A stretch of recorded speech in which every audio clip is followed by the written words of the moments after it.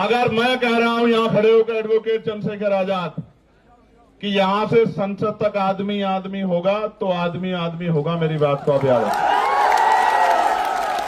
कुर्सी तो है, धर्मेंद्र प्रधान जी को मैं कहना चाहता हूं, सुनो भाई, कुर्सी तो है, आपका जनाजा थोड़ा ही है। अगर कुछ कर नहीं सकते तो छोड़ क्यों नहीं देते, क्यों चिपक के बैठे? अगर ये खलल डाल रहे हैं, मैं जानना चाहता हूं कि धर्मेंद्र प्रधान जी को क्यों नहीं जा रही आवाज, प्रधानमंत्री जी को क्यों नहीं जा रही आवाज, गृह मंत्री जी को क्यों नहीं जा रही आवाज, और वो सरकार किसका इंतजार कर रही है कि ये इस शख्स में, इस मंच पे बैठा है ये शख्स जो है, जो एक वैज्ञानिक है, जो एक पर्यावरण का मित्र है, जो देश की धरोहर है, वो मर जाए, इस देश की बात का इंतजार कर रही है क्या सरकार? यह इंतजार कर रही है कि कुछ गोंस आके यहां पत्थर फेंक दे, डंडा चला दे, या कोई भीड़ आके इस आंदोलन में हिंसा कर दे, ये आंदोलन बर्बाद हो जाए। मैं अपने साथियों को कहूंगा, बहुत सचेत होकर चलाने की आवश्यकता है। अब तक जैसे आपने चलाया, आपकी बहादुरी को हम लोग सलाम करते हैं।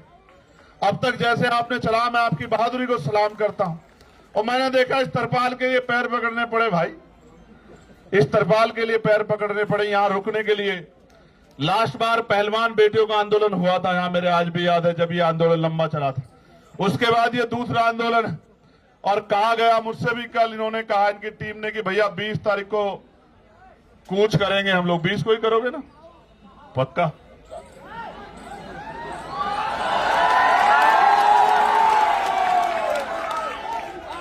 तो लिखो, नोट करो कि 20 तारीख को कूच करेंगे, मेरी बात को आप याद रखो।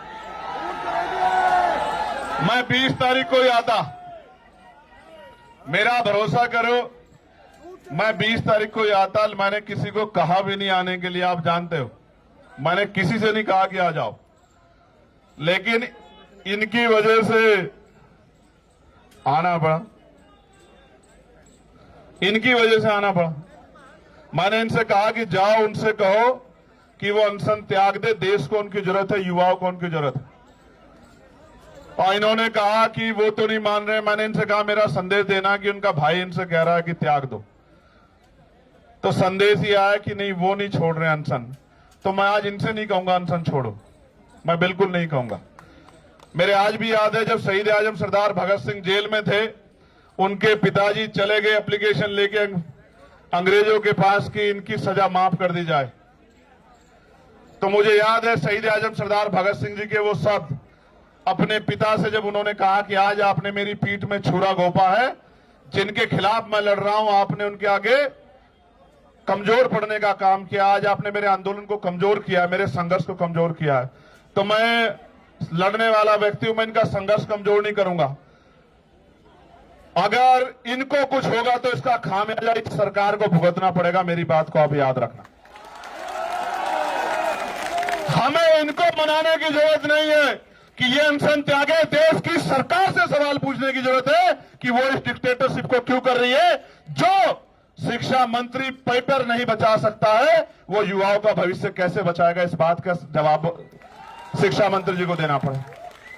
मैं फिर आपसे कह रहा हूं, ये आंदोलन युवाओं के भविष्य को बचाने के लिए, और मैं देश के हर एक युवा से कह रहा हूं, जब ये लड़ सकते हैं जिनको नौकरी नहीं चाहिए, जिनको पेपर नहीं देना, तो आप भी लड़ सकते हो।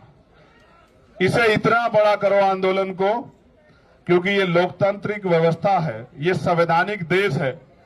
जब आंदोलन बड़ा होगा, मैं गारंटी से कहता हूं कि सरकार झुक जाएगी। हमने पहले भी सरकार को झुकते हुए देखा।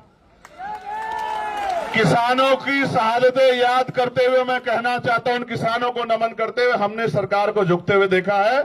ये तो एक केंद्रीय मंत्री के पद से इस्तीफे की बात, ऐसे कितने ही मंत्रियों को लगातार इस्तीफे देने पड़ेंगे जब जनता खिलाफ हो जाएगी, मेरी बात को आप याद रखें।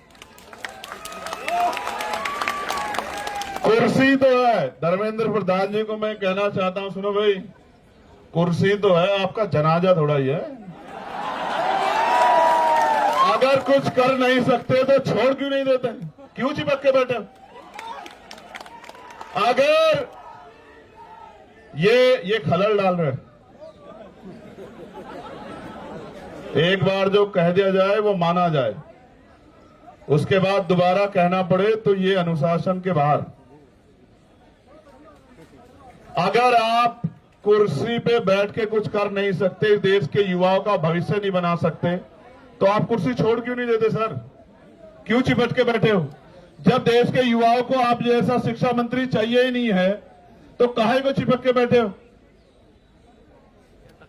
सवाल ये है, सरकार अगर 3 किलोमीटर की बात नहीं सुन रही है तो क्या 300 किलोमीटर की बात सुन सकती है? सारे कैमरे बर्बाद कर दिए। सरकार सुनना नहीं चाहती या सरकार सुन के इग्नोर कर रही है? जवाब दो। उनको लगता यह है कि ऐसी अफीम चाट रखी है लोगों ने, कितने दिन याद करेंगे? और ये सच भी है, ये सच भी है। मैं बहुत कड़वी बात कह रहा हूं, जिनके बच्चों के लिए यहां लड़ा जा रहा है वो माँ बाप घर में इसलिए बैठे हैं कि उनके बच्चों से कोई सवाल उनके बच्चों के फ्यूचर पे ना आ जाए। आपके बच्चों का फ्यूचर है ही कहां भाई? पैसे वाले लोग पेपर लीक करा लेंगे, जिनके जो पावर स्ट्रक्चर से जुड़े हुए लोग हैं उनको पेपर पहुंच जाएगा, तो किसको नुकसान होगा? उसी को ना जो मेहनत कर रहा है, वो किसी भी जाति का हो, किसी भी धर्म का हो। तो ये फिर न्याय, फिर ये अवसर की समता, निष्पक्षता कहां बची? मैं तो उन बहादुर बहनों का भी धन्यवाद करता हूं, उनके हौसले का भी धन्यवाद करता हूं जो डटी हुई। जहां नौजवान घर में बैठ के रील देख रहा है, वहां मेरी बहादुर बहनें आंदोलन कर रही है। मैं दिल से धन्यवाद करता हूं। 20 तारीख को आओगे नहीं आओगे बताओ?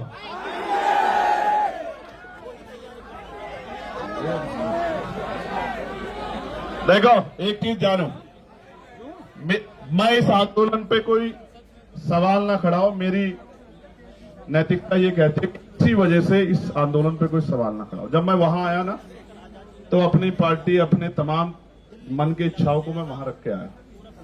किसी भी पवित्र आंदोलन पे सवाल किसी की वजह से नहीं खड़े होने चाहिए। हर व्यक्ति की जिम्मेदारी बैठती है, वो किसी भी पार्टी का हो।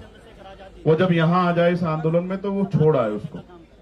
वो इसलिए आए क्योंकि उनसे पहले लोग लड़ रहे। जो काम हमें करना चाहिए था वो काम ये टीम कर रही। ये हमारी जिम्मेदारी थी। हम सपने दिखा रहे हैं, हमें लोग वोट कर रहे हैं, हम लोगों के बीच जा रहे हैं, ये हमारी जिम्मेदारी। इसलिए मैं तो आ जाऊंगा। और मैं तो फिर कह रहा हूं, मैंने उस दिन भी कहा मेरठ में जब मैंने उनकी हालत देखी कि मैं तो बैठ जाऊंगा।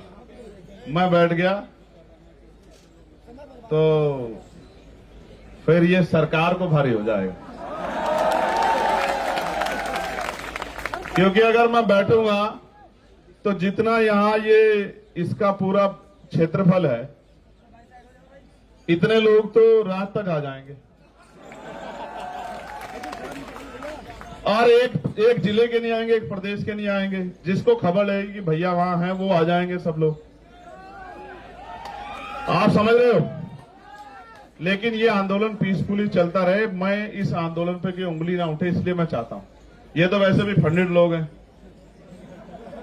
कहां से फंड आया आपको? पाकिस्तान से जोर शोर से आ चुका है, पाकिस्तान से आ चुका है। कहां से?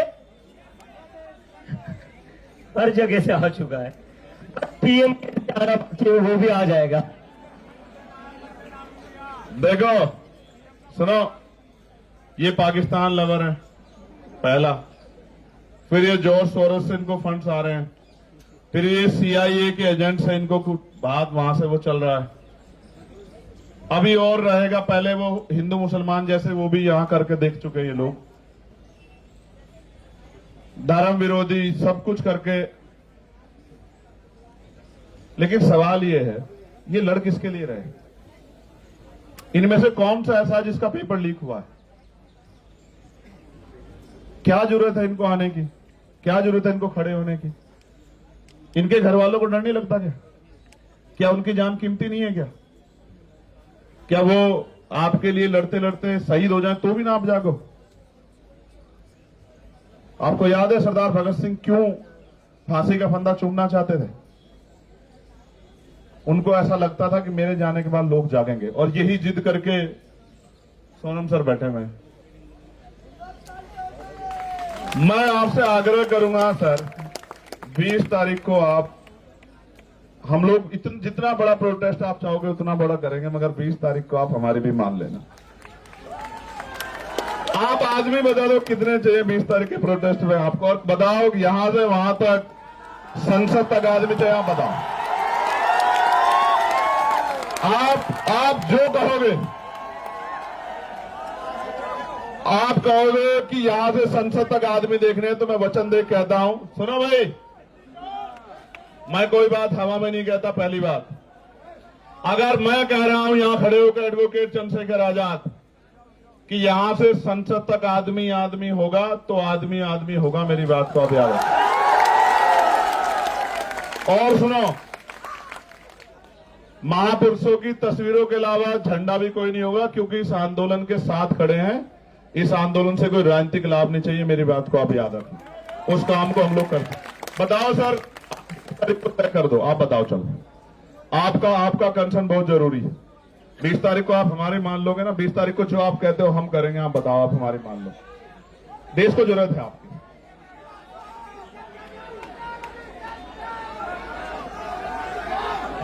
आप 20 तारीख को हम कर रहे, आप चाहते हो 20 तारीख को हम लोग जीत जाएं? आप बताओ पहले, मैं क्या चाहता हूं? मैं चाहता हूं ना, हमें हमारा जो है मजबूत पिलर भी हमारे साथ रहे, खड़े रहे, डटे रहे।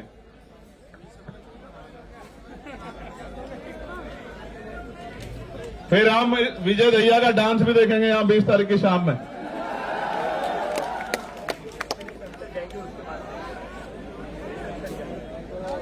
अगर हमारा प्रोटेस्ट सफल हो गया तो फिर आप शाम में हमारी बात मान लोगे? पक्का? ये डांस दिखाएगा शाम में, विजय डांस करके दिखाएगा शाम में। विजय आपका नाम? देखो, 20 तारीख को प्रोटेस्ट होगा तो प्रोटेस्ट होगा, और ऐसा प्रोटेस्ट होगा कि पिछले 10, 12, 15 साल में तो ऐसा प्रोटेस्ट दिल्ली में नहीं हुआ होगा। कारण क्या है? कारण क्या है? ये जिनके लिए लड़ रहे ना, उनको भी नहीं पता कि उनके लिए लड़ रहे हैं। यहां तो मीडिया बहुत कुछ तय कर देता है। वो सुई के बराबर इस आंदोलन में इनके मन का खोट ढूंढ रहे हैं। वो ये चाहते हैं एक इतना सा इनके खिलाफ कुछ मिले जिसको वो बता सके कि ये आंदोलन एंटी नेशनल है, ये भारतीय संवैधानिक व्यवस्था को डिस्टर्ब करने के लिए किया जा रहा है। मैं यहीं पल पड़ा हूं, यहीं संघर्ष किया। मैंने जेएनयू के बच्चों पर चलती लाठियां भी देखी, मैंने डीयू के बच्चों पर चलती लाठियां भी देखी, मैंने यहां एनआरसी से लेकर तमाम आंदोलन देखे, और मैंने खुद बताया ना, मैं निर्दोष होते हुए 16 महीने जेल में रहा। जब मुझे बेल मिली तो मेरे ऊपर एनएसए लगा दी रात को 2:30 बजे। हम भरोसा करते हैं लोकतांत्रिक व्यवस्था में, संवैधानिक व्यवस्था में, अपने जो गवर्नमेंट के इंस्टीट्यूशन है उनमें भरोसा करते हैं। हमें लगता है अगर कोई नहीं सुनेगा तो कोर्ट सुनेगी, तो जब कोर्ट से बेल मिलती है तो फिर एनएसए लग जाता है। कहां जाएंगे हम लोग? हम यही आंदोलन कर सकते हैं। और जिनको लगता है आंदोलन से कुछ नहीं होता, मैं आपको फिर कह रहा हूं, 2 दिन पहले हम लोग मिले थे, मैंने इनसे कहा था कि आप मानो मेरी बात को कि बहुत कुछ होगा, बहुत कुछ होगा, बस आप डटे रहो। और मैंने इनसे कहा कि 20 तारीख तक डटे रहना। मैं प्रार्थना करता हूं महापुरुषों से, कुदरत से, प्रकृति से, कि वो 20 तारीख तक इस आंदोलन को और मजबूत करे, स्वस्थ रखे, क्योंकि 21 तारीख की सुबह बहुत सुनहरी होगी भारत में, मेरी बात को आप याद रखें। और मैं इस मंच से कहना चाहता हूं कि जो घर है, चुप है, सो रहा है, या जानबूझ के सोने की एक्टिंग कर रहा है, एक बहुत बड़े चिंतक ने कहा है कि कुछ लोग सिर्फ इस वजह से नहीं लड़े कि कहीं वो मर ना जाए, लेकिन सच ये है कि एक दिन मरना सबको,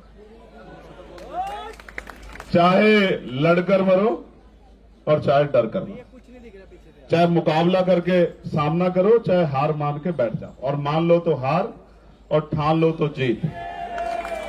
और सिर्फ सांसों का रुकना मौत नहीं होती, जिनका जमीर मर जाता है वो भी मर जाते हैं। ये जिंदा लोगों का मंच है, मैं इनको बधाई देता हूं।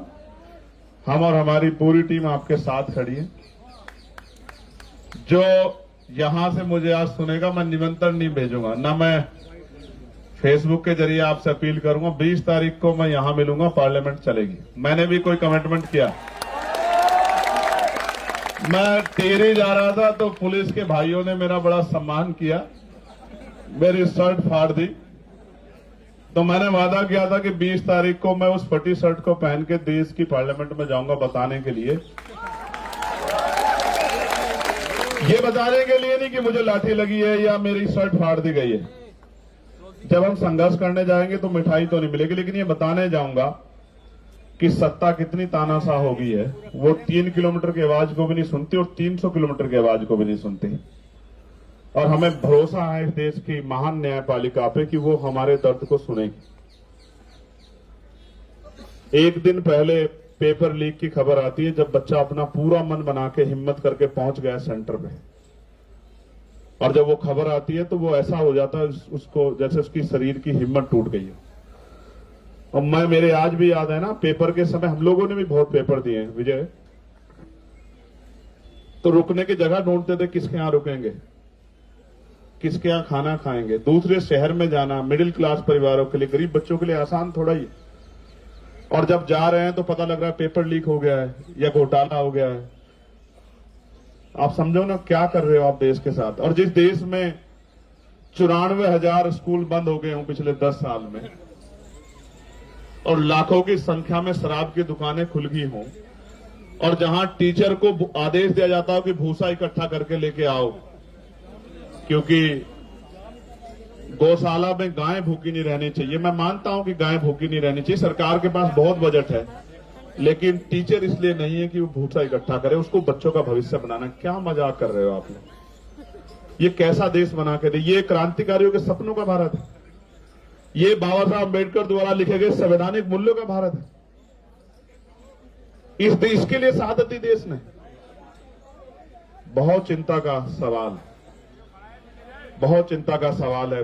मैं बड़ी पीड़ा के साथ कहना चाहता हूं, 20 तारीख का आंदोलन हम लोग खुशी से नहीं, नौजवानों के भविष्य को बचाने के लिए करेंगे। और मैं ये भी आपसे वादा करता हूं, मैं कोशिश करूंगा, 24-25 में मेरे कार्यक्रम लगे हैं मुझे अपने आंदोलन को भी आगे बढ़ाने के, लेकिन 20 तारीख के बाद हर रात मेरी यहीं कटेगी। मैं आपको इस बात का विश्वास है।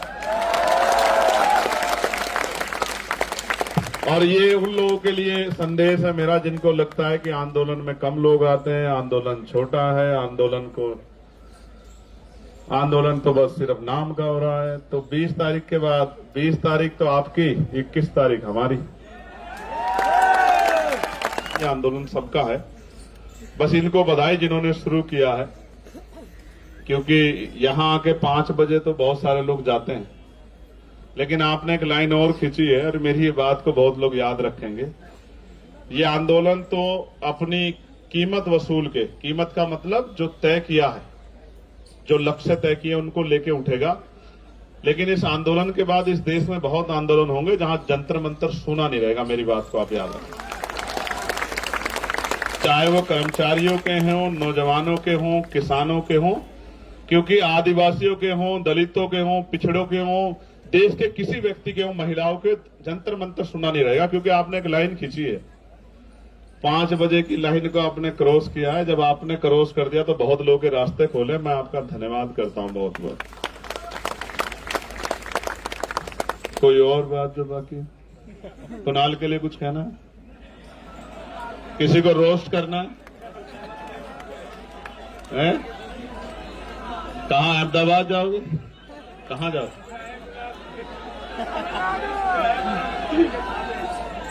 नहीं, देखो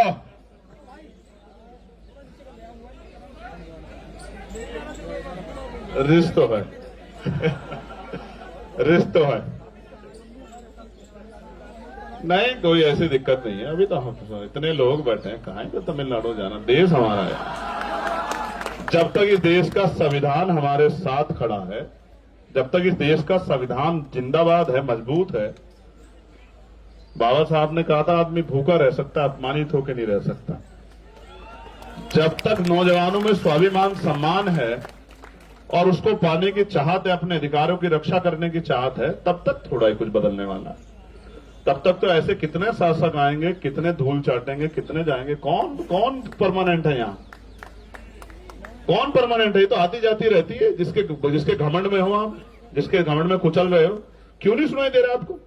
17 दिन में नहीं सुनाई दिया। मुझे तो ऐसा लगता है हुकूमत इंतजार कर रही है कि इनको कुछ हो जाए, क्योंकि देश के लोग 2-3 दिन जागेंगे, उसके बाद फिर सो जाएंगे और बाकी काम जो है हमारा महान मीडिया कर देगा। वह तो समझता हूं सरकार के आधार पर, क्योंकि मैंने तो अपनी आंखों से देखा किसानों के आंदोलन को, 13 महीने सड़कों पे, उन पर चलती हुई लाठियां, उनका बहता हुआ खून की शहादतें मैंने अपनी आंखों से देखी, और एक शब्द नहीं कह पाए देश के प्रधानमंत्री उनके लिए। बस आरोप तो लगाते थे कि ये खालिस्तानी है, इन पे फंड आ रहा है, अमेरिका से आ रहा है। ये आरोपों के बाद कोई सच्चाई भी होती है क्या आपके पास? कि हमने ये जांच की, मैं हाथरस गया था, 100 करोड़ की फंडिंग की चंद्रशेखर आजाद को इस आंदोलन करने के लिए। मैंने कहा 1 रुपए की साबित कर दो, जीवन में कभी सड़क पे नहीं दिखाई दूंगा।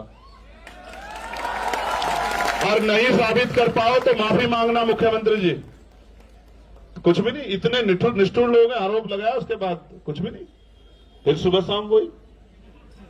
इसलिए आपसे कह रहा हूं, इस आंदोलन पे भरोसा करो, इस आंदोलन को ताकत दो, आके जुटो, काम से आओ फिर आओ, लेकिन इस आंदोलन में हिम्मत दो कि जो लोग लड़ रहे हैं उनकी हिम्मत कम ना हो। मैं आप सबका बहुत बहुत धन्यवाद करता हूं। मेरी बहुत सारी मंगल कामना, ये आंदोलन कामयाब हो। जय भीम, जय भारत, जय संविधान। आप सबके लिए बहुत बहुत मंगल कामना और प्रार्थनाएं भी कि इसकी अपेक्षा आंदोलन के, उसके लक्ष्य वो पूरे हों। बहुत बहुत धन्यवाद।